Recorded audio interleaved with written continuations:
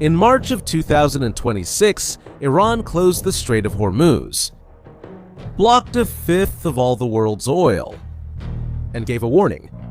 Any ship that tried to pass would be destroyed. For the Iranian government, that was the moment to show who really controlled the Middle East. But what happened in the following weeks was exactly the opposite of what Iran expected. Turkey did not enter the war, did not send soldiers, did not fire a single shot against Iran. And yet, in just a few months, it became the biggest winner of the most explosive conflict of the century. Meanwhile, Iran, which closed Hormuz thinking it had the world in its hands, woke up surrounded, isolated, and replaced. That wasn't luck, it was a trap, and Iran built it itself. For decades, the Strait of Hormuz was the most powerful card in Iran's hands. A waterway only 33 kilometers wide at its narrowest point, through which a fifth of all the oil consumed on the planet passes. Kuwait, Qatar, United Arab Emirates, Saudi Arabia, all the oil from these countries needed to pass through this single point to reach the world. And whoever controlled this point was Iran. Whenever tensions rose, the Iranian government reminded the world what it could do. Close Hormuz. Bring the global economy to a halt.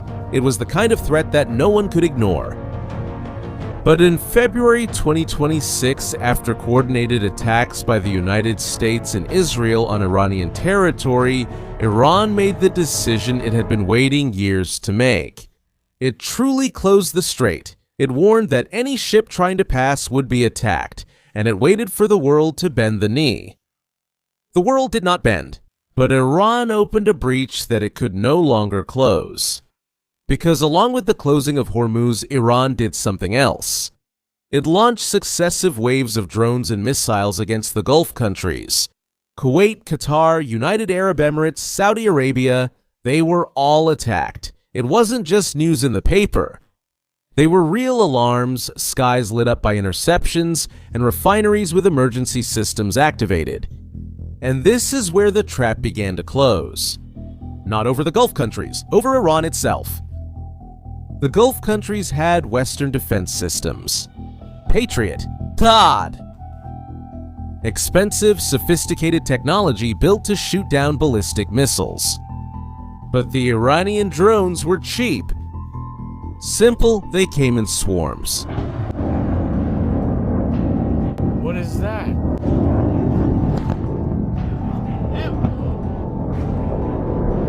And every time Patriot shot down a drone that cost a few $1,000s, it used a missile that cost millions. It was an equation that didn't add up, and Iran knew that. What Iran didn't know was that this impossible equation already had a solution. It just didn't come from where anyone expected. Turkey didn't improvise. It was ready. While the world was debating who would win the war, Turkey was already closing deals. The Turkish defense industry has spent the last few years being tested on real battlefields: Ukraine, Libya, Syria. Real conflicts with real enemies. The A-15 drones and Turkish anti-drone systems were not developed in a laboratory. They were refined in war. And when the Gulf countries realized they were spending fortunes to defend themselves against cheap drones, the Turkish solution made perfect sense.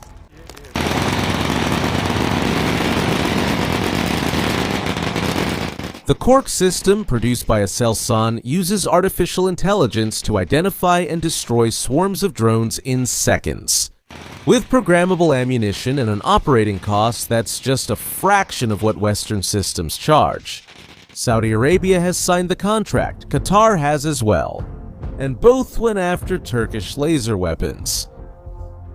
Directed energy systems that simply burn Iranian drones with a beam of light at a fraction of the cost of a missile. Meanwhile, the United Arab Emirates went further. They wanted to attack, not just defend themselves.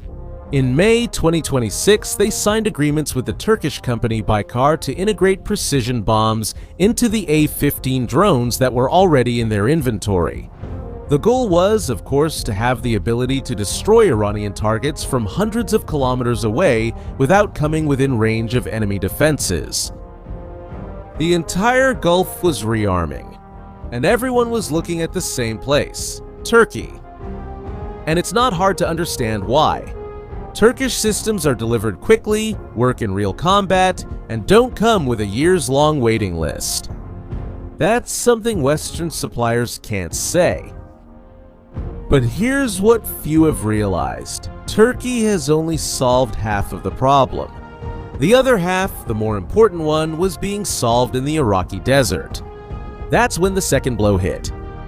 What Iran didn't calculate was that closing Hormuz wouldn't paralyze the Gulf forever.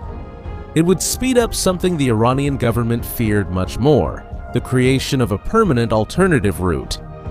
Iraq's development project had been on paper for years. A railway and highway spanning between 1,000 and 1,200 kilometers connecting the port of Fa in Basra to the Turkish border in the north of the country. From there, through Turkey's logistics network, straight to the Mediterranean and Europe. With Hormuz closed, this project stopped being a promising idea and became a matter of national urgency. Qatar and the United Arab Emirates injected resources. The initial phase was inaugurated. And for the first time in decades, Gulf oil began to find a route to the world that didn't pass through the Strait of Hormuz. 10 days faster than the Suez Canal. No war zones. No Iranian blackmail. Iran spent decades building power on top of a geographic advantage, and in just a few months, it destroyed that advantage with its own hands. Iran used Hormuz as a weapon. But by using it, it convinced the world that it depended too much on a single vulnerable point.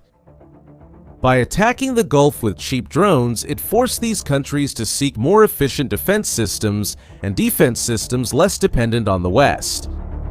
And by isolating the region economically, it accelerated the construction of a land route that makes Hormuz irrelevant. Each action by Iran created the exact justification for the next step in Turkey's response. It wasn't Turkey that surrounded Iran. It was Iran that surrounded itself.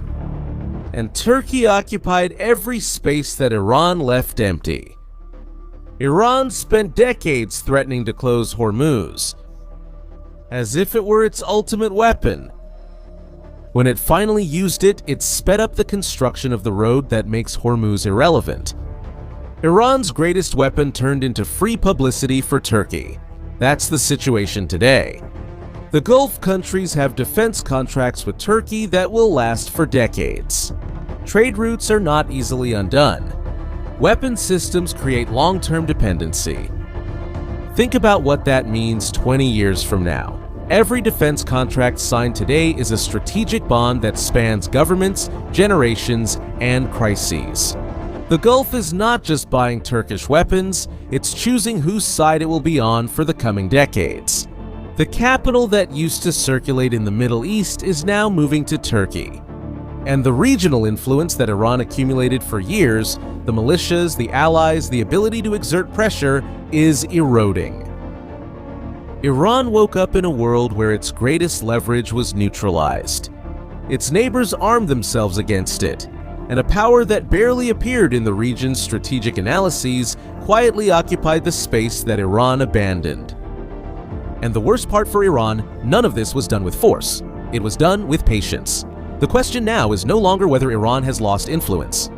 It's whether it can still recover any. The truth is that Iran closed the strait and gave up an entire continent. And you? What do you think? Does Iran still have cards to play in this new reality? Or is the siege already irreversible? Leave your opinion in the comments. If this content made sense to you, share it with someone who follows geopolitics. And if you haven't subscribed to the channel yet, now is the time. See you next time.